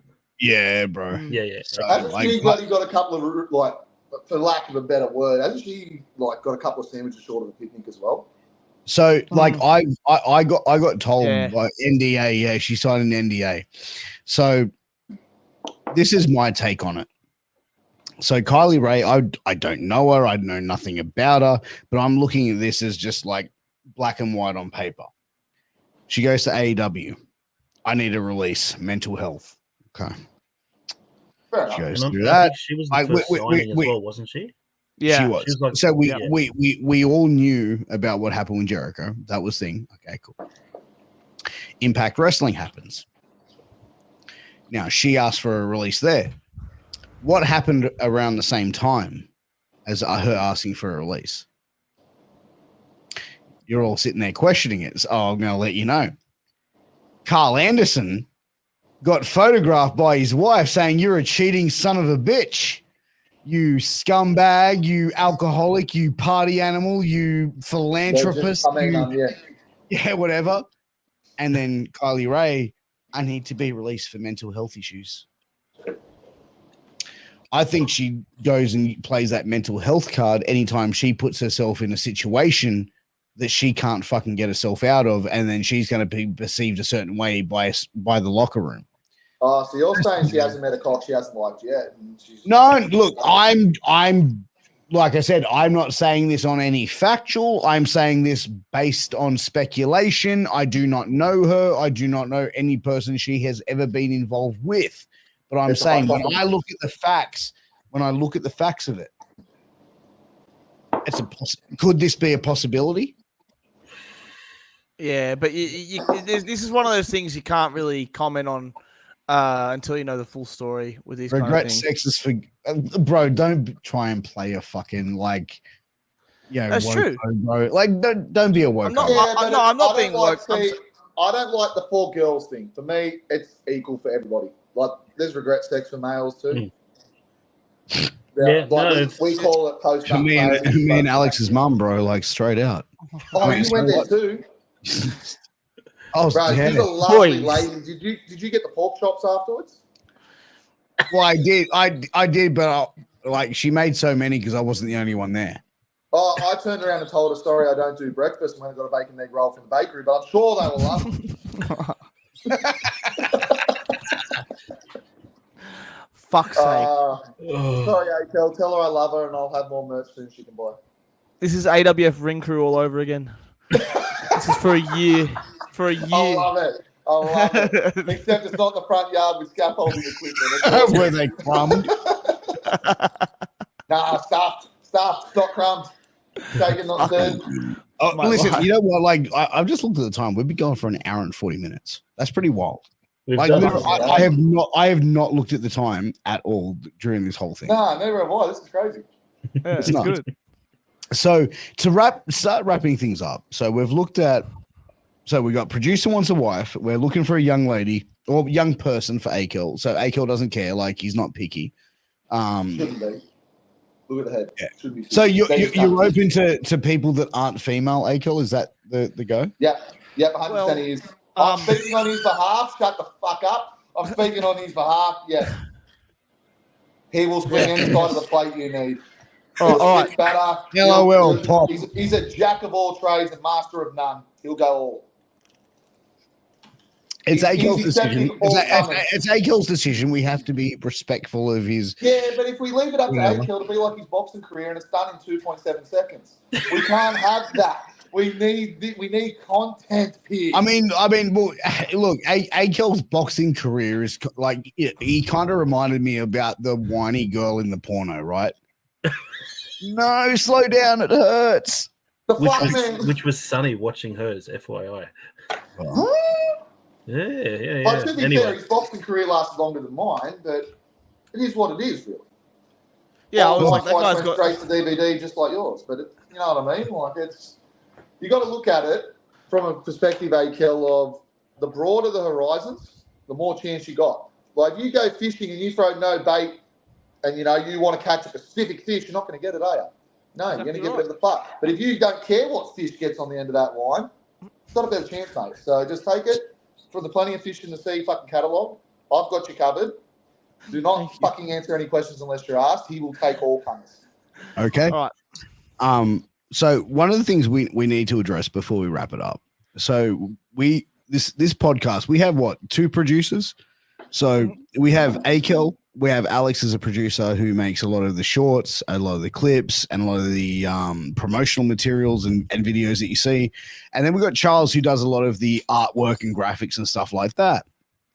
So yesterday, we get a message in the group chat from Charles who said, and Charles was supposed to be here tonight, right? So Charles was supposed to be involved in this live show, right? And Charles is a guy who, like, Charles has been my like ride or die since day one. So he's been with me since I started this shit, and he's always said I don't want to be on camera. And now it's like, hey man, I've got this whole thing I can do. I can be on camera. I'm like, great, we're going to do this.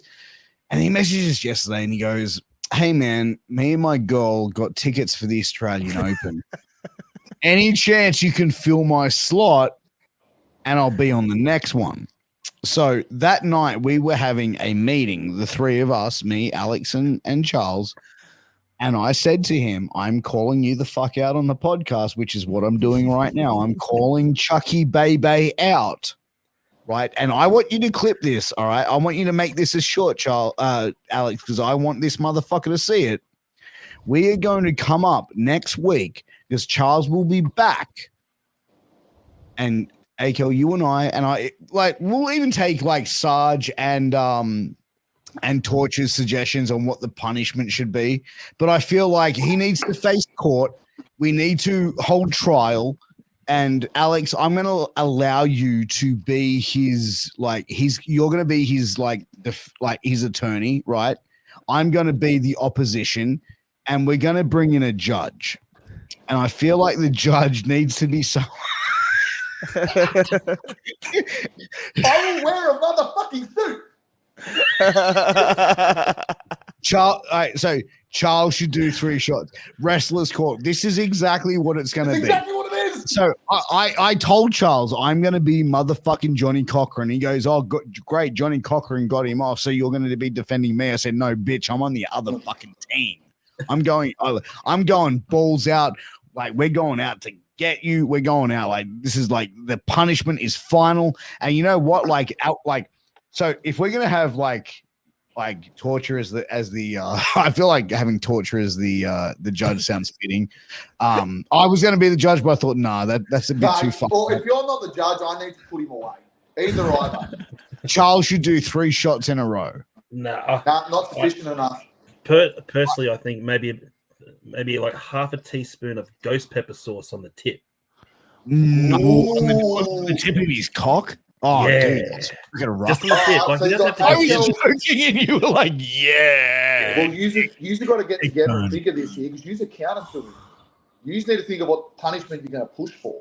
What you believe is right for the damages. He's that guilty can of cause better you. You can tell the guy who's been through all this, right? Hey, that's a good thing. What about we get Big Daddy Zook? Yeah, I think Zook, hey, dude, man, I want to get Zook back on here. Like Zook's ought to be. You need to. And he gets a picture of my ass. What, Zuko gets a think- picture of your ass or Charles does? Like, that's pretty. I'd send Rob a picture of my ass if he wanted it, to be honest. See, I think, in saying that, I think Uncle Robbie's going to be too soft. I think you'll be too lenient. So I need to tie him. Yeah, What if we tie him to a net? In more ways than one. What if we tie him to a tennis net and get one of those electronic fucking tennis ball machines to shoot out? And he I'm can't... just trying to get him off, bro. And you're Oh yeah, shit. Sorry. I respect the game of tennis. And I think it's a really good case we have. And I think we've got a strong, strong case to get him off here. Nah, look, I won't hear it till the proceeding starts. I accept bribes, but I will not take early interrogation. Sorry, Zuko. Charles gets the ass pick. Like, you know what, dude? We got to clip that. We need to put that out there. Charles, you're gonna get punished next week. It's gonna go down, Charles. You are gonna face court, and that's the way it's gonna be. We're gonna be like laying it down. I'm gonna go get like the fucking wig and the fucking whole outfit and shit. I'm gonna be like barrister and shit. I'm gonna be going in there like fucking like Murder She Wrote and shit. Wait, she wasn't. No. Was she a lawyer? No, she wasn't. But you know what I'm saying? Like, I'm going to go like full fucking hardcore. And you know what, Alex? You want the truth? You can't handle the truth. Sorry, I got a little excited there. That's fine. Tennis is an ancient game. Mate, no, you build your case. You build your case, and then you can present it to me. At least he's got a fucking date. Mate, this is a date. It's to be determined. TBD. All right. Hey, man. But you know what? This has been True Story Thursdays. You've been checking it out. Make sure you hit that like, share, subscribe, and all that good shit. Until next time, take care. All the best. Mwah! Peace out, Mark Assho. And I was like, really? Like, baby face? And the heels were going over. Dude, I thought he broke his neck. The greatest podcast in the world.